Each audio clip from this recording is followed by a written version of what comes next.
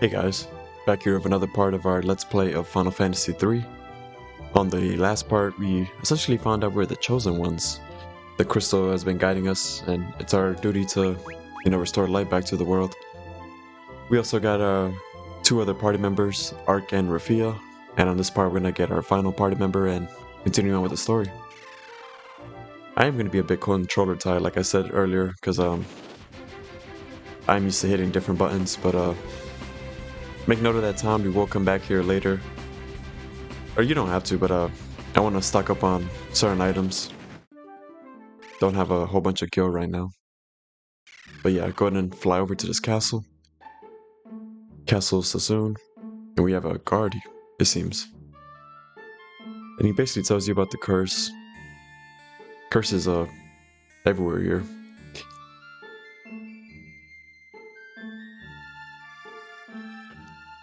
So yeah, it's our duty to find the Mithril Ring, and that's where we spoke on the last episode. We got access to the airship. Sid lent us our airship, and Rafia, turns out she's the daughter of the blacksmith. His name Casus, I believe. Cool. So this guy's gonna grant us an audience with the king. You can go left and right, but let's wait till we get our final party member before we tackle that, because there actually is some encounters there. Some pretty strong enemies. Go ahead and rest here. Recover your HP and MP. Now this game doesn't have any ethers, but it does have an elixirs, which are... If you're finding all the hidden routes, you'll actually stock up on quite a bit, so you don't have to worry too much about burning them, but you can't necessarily buy them, I believe. Or maybe you can in the land of Eureka, I can't remember. I never end up having to buy them, so... There's the Phoenix down. You want to go down here. What do we have here? 1,000 gil. Nice. Another 1,000 gil. So yeah, you definitely want to be finding all these chests because you will quickly stock up on the items and gil if you choose to do so. That's going to be a bit story related, a bit further down. So let's see, come up here. Just looting the castle because there's quite a lot of good stuff here. As you can see up there, there's actually a separate little room. Leather shield, nice. And the blizzard spell, awesome. Very good for bosses. Here, as you can see on that roof, there's actually a crack right there, and that's kind of an indication that you can do this. Got ourselves a bronze knuckles, so that's 2 sets of those. In fact, I think what I'll do at this point, because I do want to be outputting quite a bit of damage. Let me see. I'm not gonna use the shield for now. Give him 2 long swords, bronze knuckles. I'm eventually gonna give her a bow and then give Ingus 2 long swords, I guess. Because I definitely want to be ending these fights as quickly as possible. The enemies that we're going to be running into very soon are actually pretty tough. They give a lot of experience, so you definitely want to fight them. And you get access to really good items. But yeah, here's the king himself.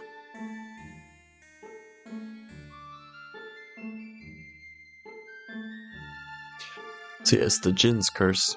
I think that's how you pronounce his name.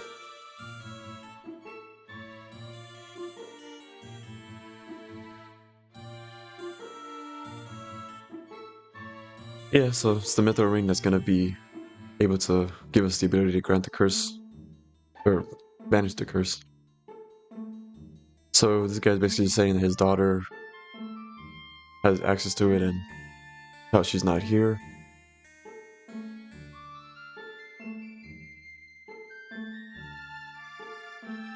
Oh, so that's essentially telling you where our next destination is going to be at. We're going to have to rescue the princess. And this is where Ingus himself is going to join our party. He's going to join us on this mission.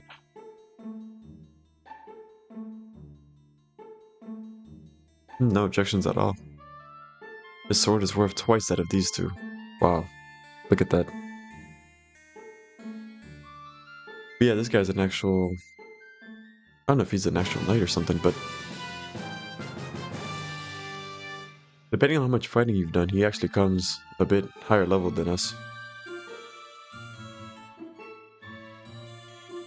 And this basically tells you, yeah, when you're in certain dungeons and you're stuck, you're gonna want to zoom in and look for like certain... There's gonna be certain things that you're gonna have to press in order to open up dungeons. But like I said earlier, I've played this game multiple times. You're not gonna have to worry about that if you're watching this Let's Play. And I'm very controller tired. It's gonna take a few parts to get fully used to that. Let's see, so everybody's defense is... Yeah, everybody's fully equipped. Dagger... I'm gonna end up giving her the bow, which...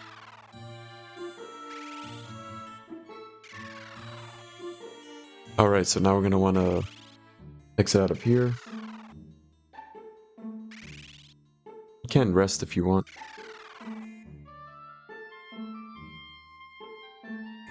Let's see. Pretty sure Angus is already fully rested, but...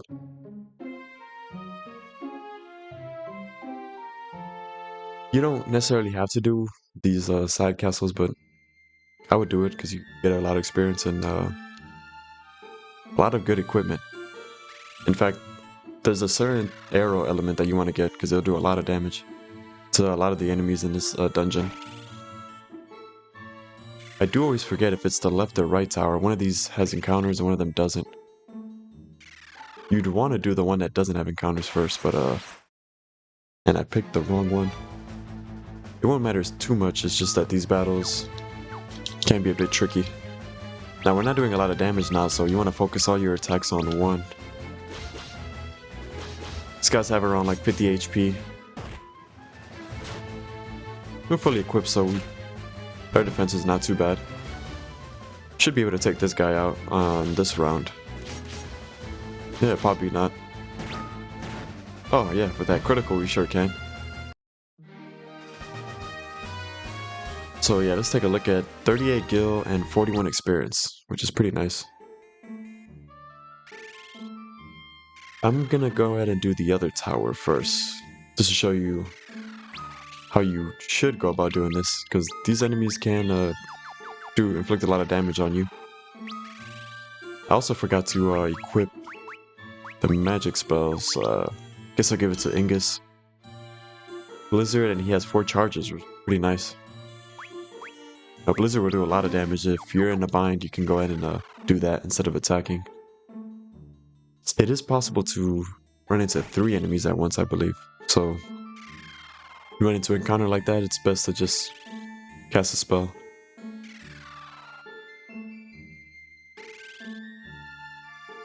I think it's in this room, yeah. Should get access to a bow.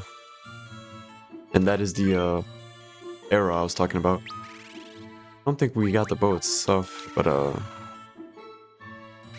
holy arrow is stronger than wooden arrow, and it's if the enemy is weak to light, then it'll do a lot more damage.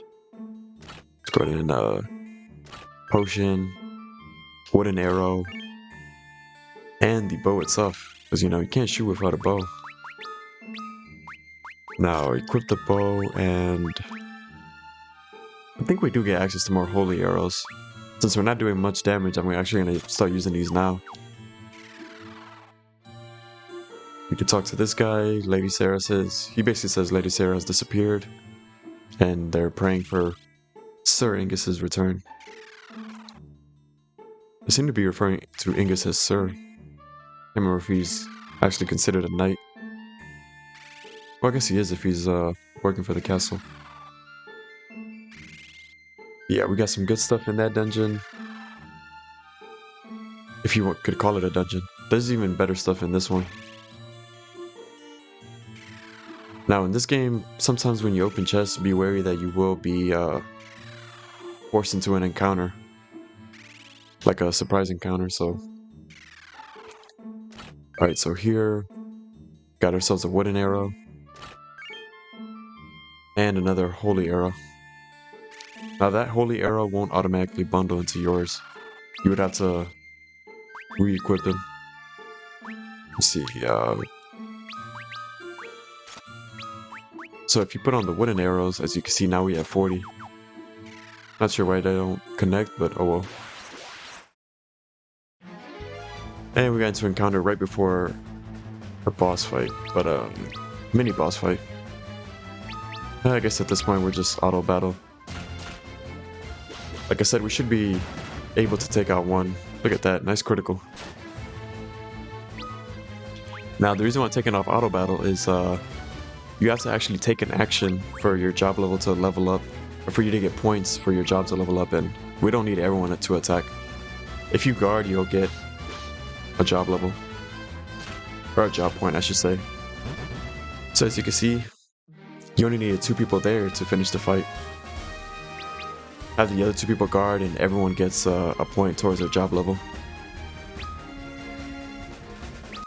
Once I get jobs I'm actually care about, you're going to see me do that, where I try to finish the fight and have everyone basically take a turn. Because you can have everyone attack and it won't actually do you any good. Because some people won't attack and they won't get a job point. It might seem a bit confusing, but you can think of it. You want to heal up before you open this chest. We had ourselves a white slayer, but this is a trap. This is what I was referring to earlier. Make sure you don't have auto battle. This guy can hit your entire party with fire, I believe, so this is why you want to make sure you're at full health. I forgot to put Rafia on the back row. In fact, I'm gonna do that now. You want to use a blizzard spell on this guy. As you can see, Rafia moved to the back row. Pretty good damage with Ingus. And that is a lot of damage, as you can see. It's actually better if he does it on everyone, because the damage is distributed. Let's see, we do want to be careful. Hopefully he's gonna die. Hopefully Luna doesn't die right away. Let's get a cure going on with you. He doesn't really have a lot of HP, so... And I got pretty lucky. The only thing that kind of annoys me about this game is the turn order. You can set an action, but nothing really dictates what goes first. Some characters have higher agility, but doesn't always guarantee that you're gonna go first. Okay, nice. I'm glad you didn't hit Lunith. That would not have been good.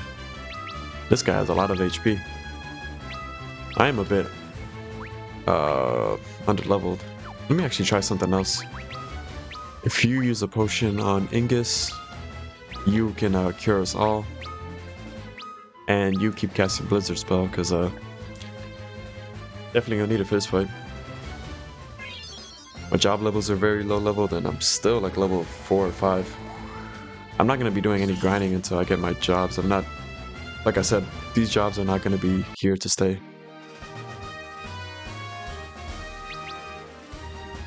There's better jobs than the freelancer. Nice, everyone got a job level. Ingus leveled up. That white slayer is actually pretty good. You definitely want to put that on. This is your attack. This is 15 and 10, so better than the longsword. Should be starting to do some good damage now. I did that by accident. Supposed to cure all. You can move around your items. Forgot about that. You can also organize them, because right now they're kind of it's a hot mess. There we go. And I feel like now we're a bit more suited and well equipped to take on that dungeon. Again, this is optional, but you want to come here and pick up all this stuff.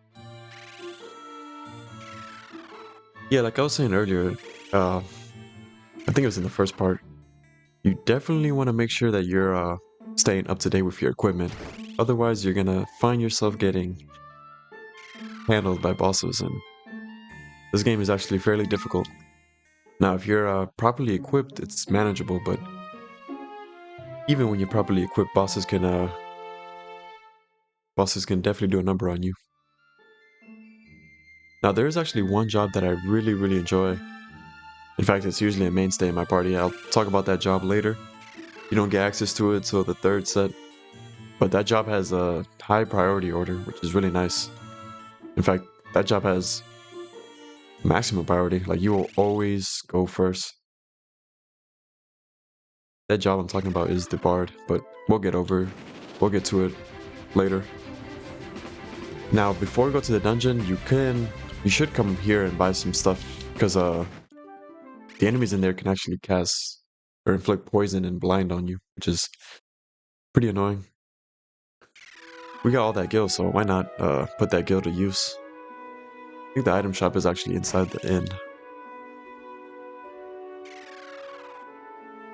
The cool thing about this game is that if you buy stuff in bulk, you actually get a discount. So, as you can see, a potion costs 50, but as you approach 4, you start to see that discount kicked in. Otherwise, it would be 200. So it's a nice little discount that they have.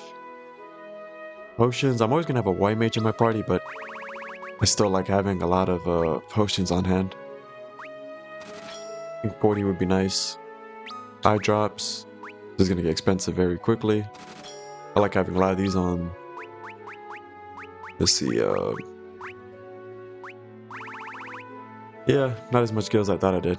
Perhaps I bought a little more potions than I had to, but I was gonna do that eventually. So buy as much of these as we can. Cool. And that should be enough. I don't think we'll be bombarded with status effects, but you never know. Status effects are one of the most annoying things about these Final Fantasy games, and you don't get access to Ribbon until very late in this game, so you usually have to deal with the status effects. In fact, Gold Needle, or not Gold Needle, but Petrification is one of the most annoying status effects. And I'm already controller tied. Keep hitting the wrong button. I'm gonna go ahead and save the game, and we're gonna tackle this dungeon in this part. It's not that long of a dungeon. Go ahead and save our game, just in case the horrible happens, like power outage or an unfortunate game over. Because I am going to be cheap with these Antarctic winds. I want to keep them. They have a much better use later on than they do here. It's going to go ahead and go south for a treasure chest, but I have an encounter. Whoops. And I forgot to change Rafia to the back row. Because if you do it here in battle, it's only going to do it for that battle. So Rafia's going to take more damage than needed. This guy's hit pretty hard, but as you can see, Rafia does a lot of damage. Should be able to finish him in 2 hits, so should have just had you in the back row. This is where that job level starts to like come into play. As you can see, I had everyone take action there. So nice, Lunith gained a level. Everyone gained a level except for Ingus. So it should be around the same level. Now you only have 4 spell charges, but what you can end up doing is... See, everyone has spell charges. And I think we have access to another cure spell very soon. So, we'll be on the lookout for that. Got ourselves a potion. I thought that was an Antarctic wind. I guess that's further on in the dungeon. These guys are weak to light, I believe, just like the other guy. And I keep forgetting to put Rafia in the back row, damn it. Let's see... Well, since you're already in the front row, I'll just have you attack. Now with the bow, it's going to do the same amount of damage regardless of if you put him in the front row or back row. And wow, look at that. I'm at the point where I pretty much finished the fight in one go, which is nice.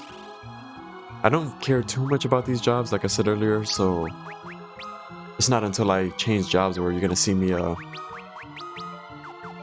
try to finish every single fight with like everyone taking an action, but finally remember to put Rafia in the back row, which is nice. She's gonna take less damage, but dish out the same amount of damage.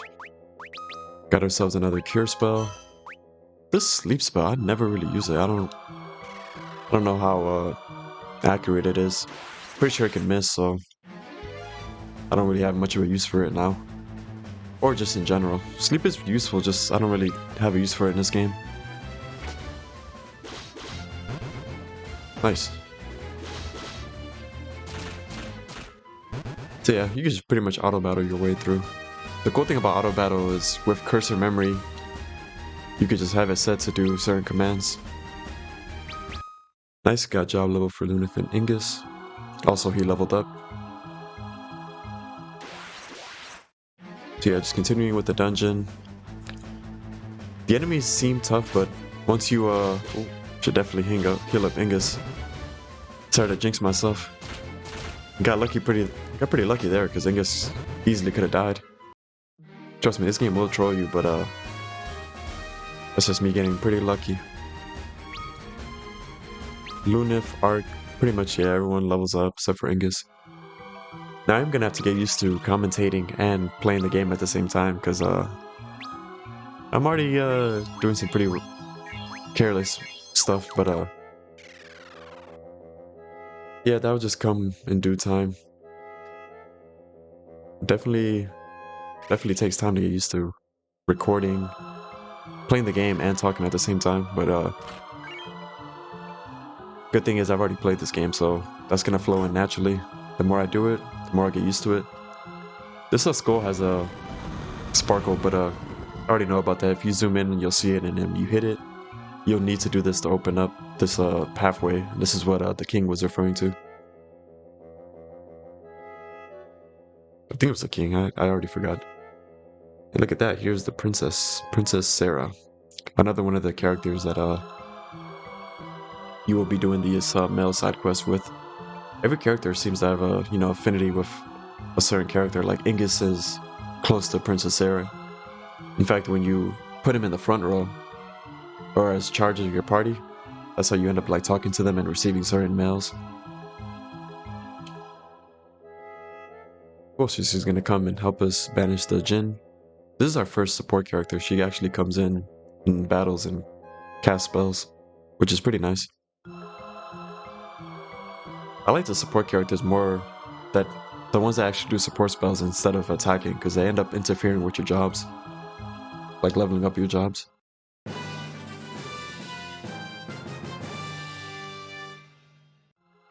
Awesome, so Princess Sara has joined the party. And she just tells you press square and you can get like little hints from her. Let's see if my HP, yeah, we're fully everyone has max HP right now. Now we're approaching the end of this dungeon. In fact, this connects to the final room, I believe. If you go up, that's to the boss, but you want to come here and pick this up. Yeah, so like I said earlier, I'm gonna have to get used to multitasking. I'm not sure if I already missed something. I can't remember if you pick up 2 Antarctic winds here, but now I'm curious. Let's see, attack. Yeah, pretty much just attack. This auto battle is gonna be on most of the time. It's just really when you get to boss fights and really tough encounters where you're gonna want to come in and take it off. Yeah. Let's make our way to the boss.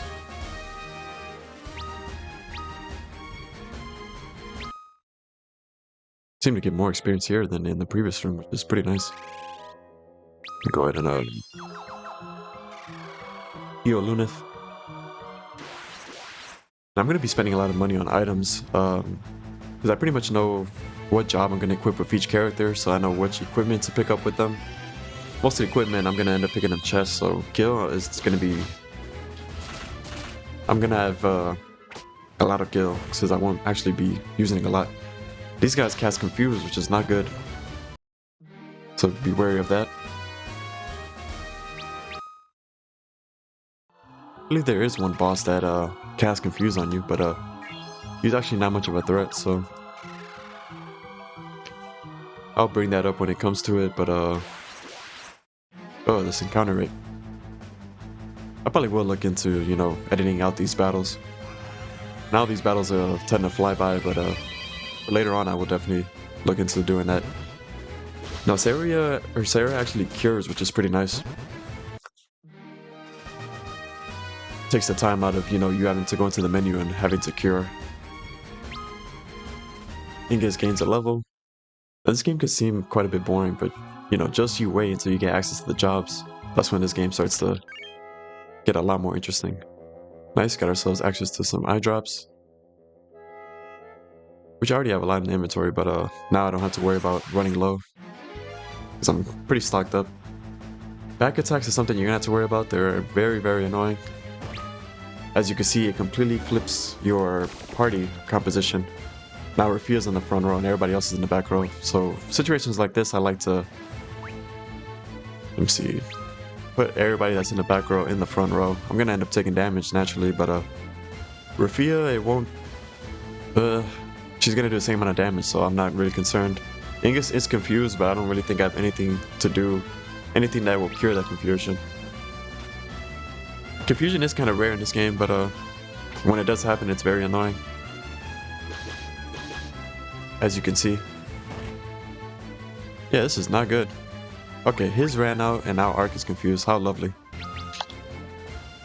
Yeah, you want to end these fights as soon as possible. I want to save that for the boss. Oh, nice. Hopefully you cure us. Oh, nice. She also has an arrow spell, which is needed right now. Perfect. Because Ark would have easily ended up attacking one of us, and that would not have been good. Maybe we have a Phoenix down, but still, I don't want to waste these this early on. We're approaching close to the boss fight, so you want to make sure you're at max HP. So we see 2 spell charges with Lunif and 1 with Rafia. I'm gonna... I'm controller tied. This is gonna take a while to get used to. So go to Rafia. So since she only has 1 spell charge, there's actually no real point in having her cure, because she can only do it 1 time. Give that to Ark so he can cure 4 times. Lunif can cure 2 times, and Ingus can cast Blizzard. Okay, so this is where we want to get tactical. I don't want to use Antarctic Winds because they're very valuable. If this is your first time playing, I would recommend using them because you will absolutely destroy this boss, but like I said earlier, I want to hoard them. So in that case, I'm going to put Ingus in the back row, Rafia in the back row, and he's just going to be casting Blizzard the whole time, so that's going to make it so that he takes less damage. Lunif and Ark are the ones that are going to be taking quite a bit of damage, so might just have them cure. In fact, most of the damage, I'm going to put them in the front row because they're not really doing a lot of damage anyway. And they're going to be curing anyway, so there's not really much of a point putting them in the front row.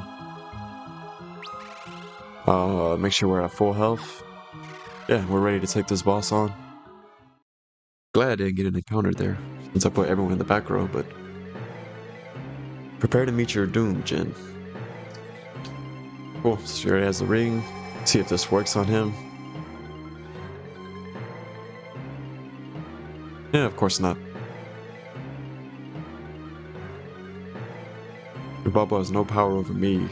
Oh, now that he's infused with the power of darkness. So yeah, this boss is I think he has like 600 HP, but don't think sleep is gonna work on him. Nothing to heal at the moment, so just attack. You attack as well, and you cast Blizzard. If this is your first time playing, you can just throw an Antarctic Wind and it'll do quite a bit of damage. But 600 HP isn't too much. Is that 75, give or take? Yeah, Blizzard does quite a bit. That's already 200. So we could finish him in about 3 turns. As you can see, fully equipped and in the back row, his damage isn't too bad, but he does have a fire spell, so definitely be wary about that. Be careful. But yeah, this is not that much damage. Should be good.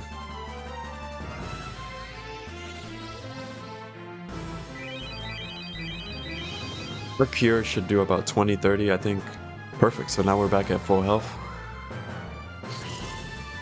Yeah, if you approach this game pretty tactical, pretty carefully, and make sure you're fully equipped, this game isn't the hardest in the series. I've heard some people say that, but I still think 5 and 13 is a step up from this game. If this is your first time playing and you don't know what you're doing, then yeah, this can definitely be a challenging game. But yeah, just make sure some general tips to be fully equipped at all times with like the best possible equipment. Make sure your magic defense is fairly high, and you should be good. I also point out boss weaknesses, so this guy won't last long. Can't really kill me at this point anyways. He can like single target a certain character and then hit him with a fire spell, and that won't be good. Oh, his fire didn't do too much. Now you should fall on this next oh no. Let's see. I ran out of cures with you, but that's okay. That is okay. Art can cure for us. You attack and you blizzard spell. Now there's no way you're surviving this.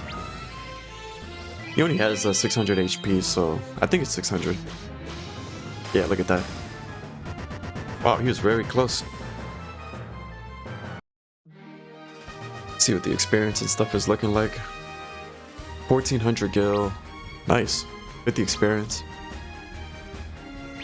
And of course we got a job level for everyone, because that was like quite a bit of actions. I think it's 5 actions to level up your job, and those carry over from previous battles.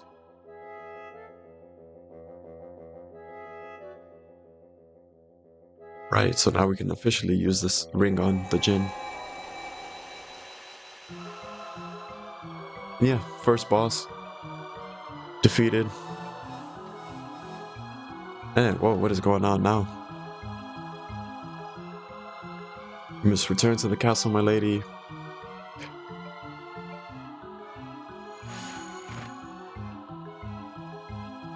So yeah, like I was saying earlier, we're essentially the chosen ones, so you're gonna see what's we have a pretty strong link to us with the crystal. Or should I say crystals? More than one. This places us back in the altar where we started the game, when it was just Lunith.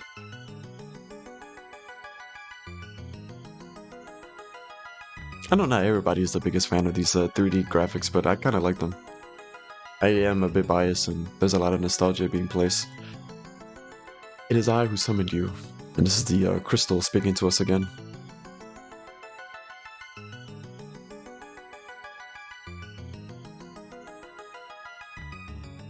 This time he can speak to all of us, not just Lunith. You 4 have been chosen to be the warriors of light, bringers of hope. And he's going to bestow some of his power onto us. This is actually how you get access to jobs. You reach each of the crystals, and they give you the power.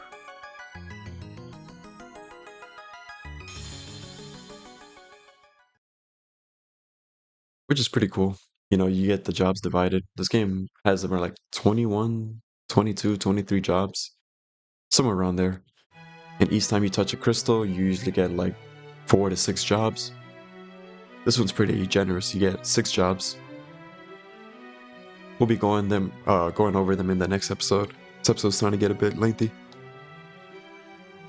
But yeah, here you have like some sort of like credits type of cutscene going on. So I'm gonna just let this play. And then I'll be ending the episode.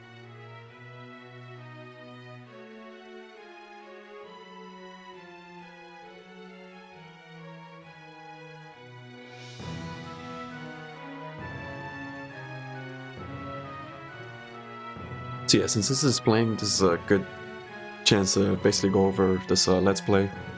I'm going to be keeping a lot of these episodes like 20 to 40 minute range, give or take, you know. Some episodes might be longer, some might be shorter. It's really just going to depend on the situation, like what I'm tackling. There's some dungeons that are very long, like for example the final dungeon, I'm going to do that all in one movie. That's probably going to be like 2 hours, give or take. If I had to guess, that's a very long dungeon. You definitely don't want to die in that dungeon, because this game doesn't have save points inside of dungeons. It's extremely archaic. So make sure you're ready for the final dungeon before you tackle that, but we don't gotta worry about that. That's much, much further. Some other things to consider. When you change jobs, I won't be changing jobs too much because when you change a job, it takes a few battles for your stats to adjust. But we'll be going over that a bit further on. You must drive the darkness from this world and restore. You are our last hope. Yeah, this Final Fantasy 1, 3, 5, really it dives deep into the crystals. Heck, it's even in 9. I like how they paid the homage to the crystals. And don't worry, if you're fans of the other Final Fantasy games, I will be let's playing every Final Fantasy game. In fact, the only Final Fantasy games I haven't beaten yet are 10-2 and Tactics, which I really need to get to. I absolutely love Final Fantasy X, so there's absolutely no reason why I haven't beaten 10-2 yet. Need to get around that. Tactics as well, I like strategy RPGs. I really enjoyed Fire Emblem on the Game Boy Advance, so gotta give Tactics a chance at some point. So yeah, stepping on that shrine is gonna take us back to the surface. Here's this Moogle's gonna tell us about the jobs. If it's your first time playing, you can listen to this little tutorial. I can't remember if they gave you a tutorial.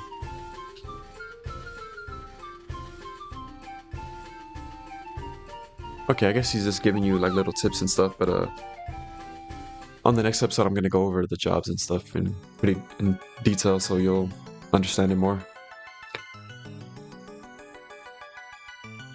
See, this should take us back to the surface.